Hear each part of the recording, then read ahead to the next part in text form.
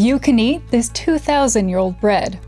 Kind of. Farrell Monaco, a culinary archaeologist, has been studying the carbonized loaves found at Pompeii and Herculaneum, and after utilizing research on grains, milling, and baking, decided to try her hand at recreating them. After 8 years of experimentation, she recently shared her panis quadratus loaves with visitors at Pompeii's agricultural fair. Considering most museum and historic site interpretation is visual, this is a totally unique way of engaging with visitors, interpreting the site, and encouraging stronger connections with people in the past. Plus, it seems pretty tasty. If you or your institution wants to try it, she has a recipe on her blog, and I'll link her Instagram in the caption and comments. And by the way, this isn't an ad.